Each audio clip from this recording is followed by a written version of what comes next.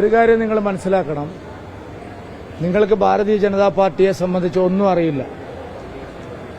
നോക്കൂ, കേരളത്തിൽ ഒരേ ഒരു political party, Bharatiya Janata party, സംഘടനാ തെരഞ്ഞെടുപ്പിൽ 4 വനിതകൾക്ക് ജില്ലാ അധ്യക്ഷ സ്ഥാനം കൊടുത്തിട്ടുണ്ട്. കേരളത്തിലെ ഏതെങ്കിലും ഒരു പൊളിറ്റിക്കൽ പാർട്ടി, CPM ആവട്ടെ കോൺഗ്രസ് ആവട്ടെ, CPMന്റെ ഏതെങ്കിലും ഒരു ജില്ലാ സെക്രട്ടറി വനിതയുണ്ടോ? ഏതെങ്കിലും ഒരു DCC പ്രസിഡന്റ് ഇപ്പോൾ കേരളത്തിൽ വനിതയുണ്ടോ?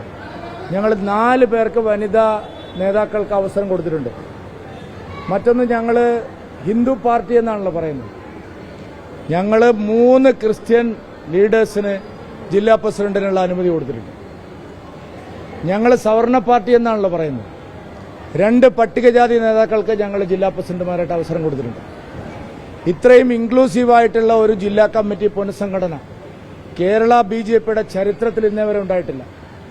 പ്രധാനമന്ത്രി ശ്രീ നരേന്ദ്രമോദിയുടെയും BJP അധ്യക്ഷൻ JP നഡ്ഡയുടെയും ആശീർവാദത്തോടുകൂടിയാണ്, അവരുടെ അനുമതിയോടുകൂടിയാണ് എല്ലാ ജില്ലാ പ്രസിഡന്റുമാരുടെ കാര്യത്തിലും തീരുമാനമെടുത്തത്. അതിനെതിരായി സംസാരിക്കാൻ ഒരാൾക്കും അവകാശമില്ല. അങ്ങനെ ആരെങ്കിലും സംസാരിച്ചാൽ അവരെത്ര ഉന്നതരായാലും അവർ പാർട്ടിക്കകത്തുണ്ടാവില്ല. 27 ജില്ലാ പ്രസിഡന്റുമാരെ കേന്ദ്ര നേതൃത്വം അംഗീകരിച്ചിട്ടുണ്ട്.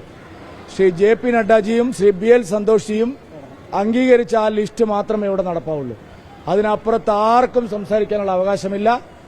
BJP വളരെ കൃത്യമായിട്ടുള്ള കണക്കൂട്ടലിലൂടെയാണ് എല്ലാ ജില്ലകളിലും അധ്യക്ഷന്മാരെ നിശ്ചയിച്ചിട്ടുള്ളത്.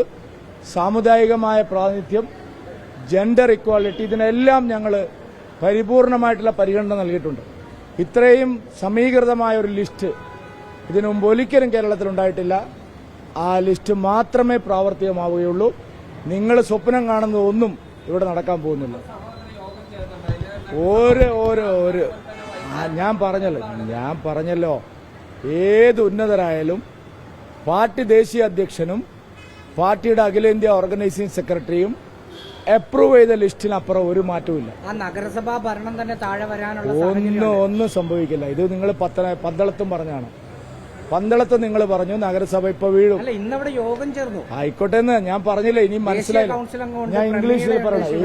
ഞാൻ ഇംഗ്ലീഷിൽ പറയണം. What is your understanding about BJP? Wait, he cannot understand Malayalam. I will tell you in English. See, the only political party is Bharatiya Janata Party, led by Honorable Prime Minister Shri Narendra Modi ji and JP Nadda ji. He is given opportunity to 4 women leaders to serve the district party presidents. We gave 3 Christian leaders to serve the district party presidents. How many DCC presidents are Mahila leaders? How many CPM district secretaries are Mahila leaders? So this is Bharatiya Janata Party. Bharatiya Janata Party is the only political party is doing such things. Inclusive political party. We are accommodating all sections of the society apart from community, religion, gender. We are considering all. Out of 27, 4 are women. Out of 27, 3 are Christian. Out of 27, 3 are SC. It's the only political party is Malayalam മനസ്സിലായി. അല്ല, സൂചനയൊന്നും വേണ്ട. ഞാനൊരു കാര്യം പറയാം. ഞാൻ എവിടെയും പോകണില്ല. ഞാൻ ഇവിടെ തന്നെ ഉണ്ട്. സമാന്തര യോഗം ഞാൻ പറഞ്ഞല്ലോ, ഏത് ഉന്നതരായാലും പാർട്ടിയുടെ ദേശീയ നേതൃത്വത്തിന്റെ തീരുമാനം മാത്രമേ ഇവിടെ നടപ്പാവുള്ളൂ.